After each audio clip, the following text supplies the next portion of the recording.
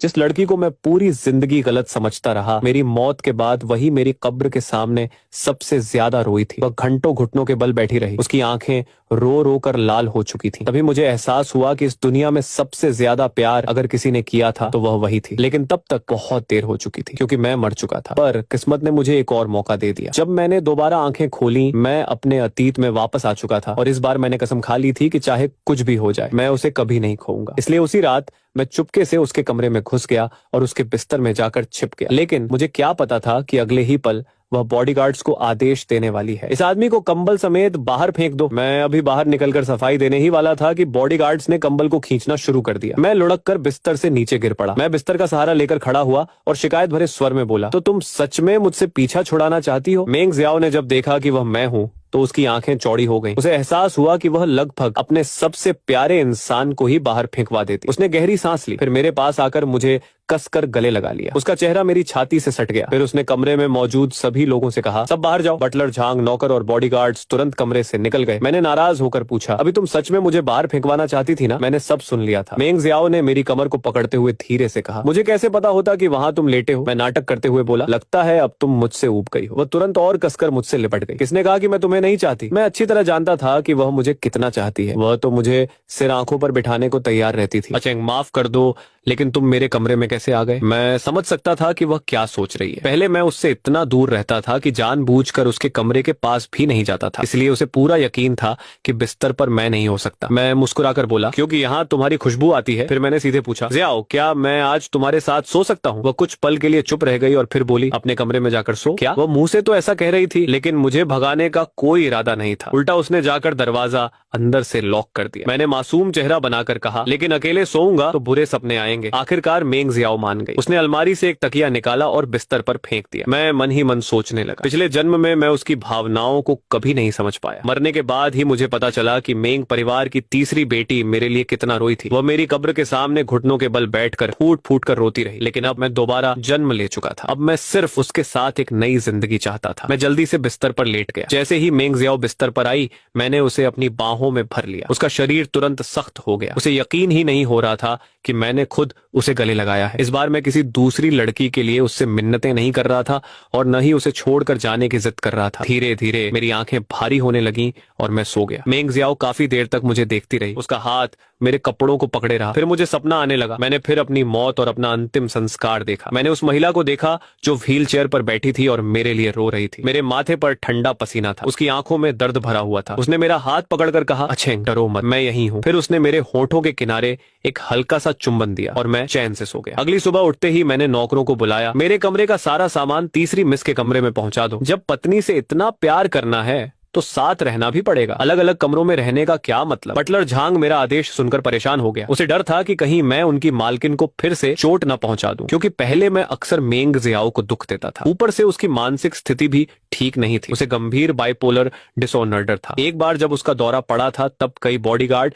या तो मारे गए थे या बुरी तरह घायल हुए थे। बटलर झांग तुरंत मेंग जियाओ के पास गया। वह अभी अभी जागी थी। जब उसे पता चला कि मैं अपना सामान उसके कमरे में लाना चाहता हूं तो उसने बिना झिझक कहा, अगर अचेंग आना चाहता है तो उसे आने दो, बस ध्यान रखना कि उसके हाथ न लग जाए। ये सोचकर ही कि अब मैं उसके साथ रहने वाला हूँ, वह बेहद खुश हो गई। बटलर कुछ कहना चाहता था, लेकिन उसने दृढ़ता से कहा, अचेंग ऐसा नहीं करेगा। उधर मैं घर में बैठा अपने भविष्य के बारे में सोच रहा था। तभी फोन बजा। कॉल्लू परिवार के मुखिया की थी। फोन उठाते ही दूसरी तरफ से चिढ़ी हुई आवाज आई। मेरे लिए उसमें जरा भी अपनापन नहीं था। लिन चेन, जल्दी कोई तरीका निकालो और यीबाई को वापस लेकर आओ। जिस प्यारे बेटे की उसे इतनी चिंता थी वह था लू यीबाई, लू परिवार का असली वारिस। और मैं सिर्फ गोद लिया हुआ बेटा था, नाम का बेटा। असल में मेरी हैसियत नौकर से भी बदतर थी। कुछ महीने पहले जब उसका कारोबार घाटे में गया था तो उसने मुझे एक 80 साल से ज्यादा उम्र की अमीर बूढ़ी औरत को बेचने तक की कोशिश की थी। तभी मेंग जियाओ मुझे अपने साथ हाफ माउंटेन विला ले आई थी। मैं हंसकर बोला, लू यीबाई को बचाना है? ठीक है, लेकिन अफसोस तीसरी मिस मेरी बात नहीं मानती। अब मैं क्या करूं? पिछले जन्म में लू यीबाई ने ही कार दुर्घटना करवाकर मुझे मरवाया था। अब वही लोग मुझसे उसे बचाने की भीख मांग रहे थे। मैं तो चाहता था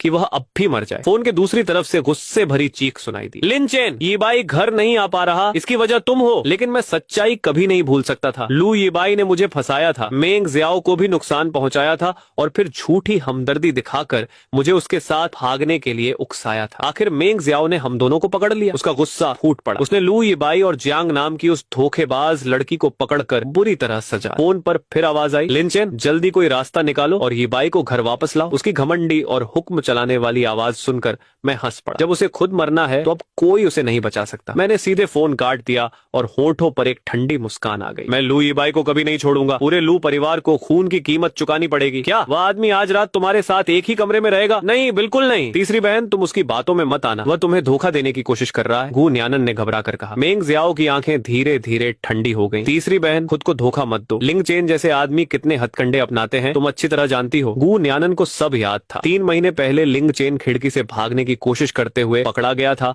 और उसने चाकू से जियाओ की बांह भी घायल कर दी थी। 1 महीने पहले उसने एक चूहा पकड़कर जियाओ के बेडरूम में छोड़ दिया था। इन कुछ महीनों में मेंग जियाओ ने उसकी हरकतों को हमेशा बर्दाश्त किया। चाहे वह उसे कितनी भी चोट पहुंचाए, वह किसी को भी उस आदमी की एक उंगली तक छूने नहीं देती थी। यहाँ तक कि पिछली बार जब लिंग चेन की वजह से उसकी तबीयत बिगड़ गई थी, तब भी सबसे पहले उसने उसी की रक्षा की थी। गु न्यानन समझ नहीं पाती थी कि आखिर ऐसा क्या है उस आदमी में कि तीसरी मिस उस पर इतना मेहरबान है। तीसरी बहन, वह फिर वही पुरानी चाल चल रहा है। अपनी शक्ल सूरत का फायदा उठाकर तुम्हें फंसाना चाहता है। जैसे ही तुम भरोसा करोगी वह तुम्हें छोड़कर भाग जाएगा। लेकिन मेंग जियाओ बस शांत बैठी रही। फिर उसने ठंडे स्वर में कहा, चुप हो जाओ। गु न्यानन कुछ और कहना चाहती थी मगर मेंग जियाओ की तीखी नजर उस पर पड़ी। अगर एक शब्द और बोली तो तुम्हें अफ्रीका भेज दूंगी डॉक्टर बनकर काम करने। चाहे आज चेन किसी भी मकसद से मेरे करीब आए, जब तक वह मेरे पास आने को तैयार है मैं उसे पूरी दुनिया दे सकती हूँ। मैं वापस पहाड़ी वाली हवेली में लौट आया। आंगन में अकेला बैठा रहा। दिमाग पूरी तरह उलझा हुआ था। पूरा दिन बीत गया लेकिन जियाओ कहीं दिखाई नहीं दी। मैंने आखिरकार बटलर झांग से पूछा, तीसरी मिस आखिर कब लौटेंगी? झांग बटलर ने स्पष्ट सा जवाब दिया, जब उनका काम खत्म हो जाएगा तब लौट आएंगी। ये जवाब सुनकर मैंने बाहर खड़े बॉडीगार्ड्स की तरफ देखा। इतने कम लोग मुझे रोक नहीं सकते थे। अगर मैं चाहता तो किसी भी समय निकल सकता था। पिछली जिंदगी में मैं इसलिए नहीं भागा था क्योंकि मुझे डर था कि मेरे जाने के बाद मेंग जियाओ लू परिवार पर हमला कर देगी। लेकिन सच तो यह था कि मेरी लड़ने की क्षमता के सामने ये 10 बॉडीगार्ड मिलकर भी कुछ नहीं थे। मैं कुछ देर मुख्य दरवाजे की तरफ देखता रहा। तभी एक कार धीरे धीरे अंदर आई। कार से एक परिचित आकृति उतरी। उसे देखते ही मेरे चेहरे पर मुस्कान फैल गई। मैं तुरंत उसकी ओर दौड़ा। तुम वापस आ गई। मेंग जियाओ कुछ समझ पाती उसे पहले ही मैंने उसकी कमर पकड़ ली। मैंने चुपके से उसकी तरफ देखा और पाया कि उसके गाल हल्के लाल हो गए थे। आचेन ने मुझे गले लगाया और खुद से लगाया। ये सोचते ही उसे उस रात की याद आ गई। उस रात जब मेंग जियाओ कमरे में लौटी थी, मैं एक भयानक दुःस्वप्न में फंसा हुआ था। सपने में बिजली चमक रही थी, तेज बारिश हो रही थी। ठंडे कब्रिस्तान में मेंग जियाओ मेरी कब्र के सामने घुटनों के बल बैठी रो रही थी। मैं डर से पूरी तरह गिर गया था। मुझे नहीं पता था कि वह मेरे बिस्तर के पास खड़ी मुझे देख रही है। उसकी आंखें बर्फ जैसी ठंडी थीं, उंगलियां कांप रही थीं, होठों पर दर्द भरी मुस्कान थी। अचानक मैं चीखते हुए उठ बैठा। आंख खुलते ही मैंने मेंग जियाओ को देखा। बिना कुछ सोचे मैंने उसे कसकर गले लगा लिया, जैसे डूबता हुआ इंसान तिनके का सहारा पकड़ ले। मेंग जियाओ का शरीर एकदम अकड़ गया। फिर उसने सावधानी से मुझे वापस गले लगा लिया। बुरा सपना देखा? बहुत डरावना सपना था। जियाओ, मुझे छोड़कर मत जाना। आज चेन, मत डरो। चाहे मुझे सब कुछ दांव पर लगाना पड़े, मैं तुम्हारी रक्षा करूंगी। मैं कभी तुम्हें छोड़कर नहीं जाऊंगी। मेंग जियाओ ने प्यार से मेरी पीठ थपथपाई, मुझे शांत करने की कोशिश की, फिर कंबल ठीक से उड़ा दिया। मैंने दयनीय चेहरा बनाकर कहा, मुझे अकेले सोने से डर लग रहा है। मेंग जियाओ ने कुछ देर सोचा, तो मैं कल तुम्हारे लिए एक मनोवैज्ञानिक बुला देती हूँ। मैं तुरंत निरुत्तर रह गया। बस मुझे गले लगाकर सो जाना इतना मुश्किल है क्या? सचमुच लकड़ी जैसी लड़की है। मेरा नाराज चेहरा देखकर भी उसे समझ नहीं आया कि उसने क्या गलत कहा। वह सावधानी से बोली, तो क्या मैं तुम्हें कहानी सुनाऊं? मैंने मजबूरी में सिर हिला दिया। वह बुक शेल्फ से एक किताब निकाल लाई। शुरुआत में कहानी सामान्य थी, कुछ पुराने किस्से और कहानियां, लेकिन धीरे धीरे कहानी का अंदाज बदल गया। बहुत समय पहले एक सीधा सादा विद्वान था। उसे दुनिया की बुराइयों का कोई ज्ञान नहीं था। उसने अपनी पत्नी की बात नहीं मानी और बाहर की एक लोमड़ी जैसी औरत के बहकावे में आ गया। अंत में उसने अपनी दोनों टांगें गंवा दी। मैं पूरी तरह अवाक रह गया। ये आखिर कैसी कहानी थी? तभी मुझे समझ आया, मेंग जियाओ जानबूझकर ऐसा कर रही थी। वह मेरे भागने के विचार को जड़ से खत्म करना चाहती थी। वह मुझे साफ संदेश देना चाहती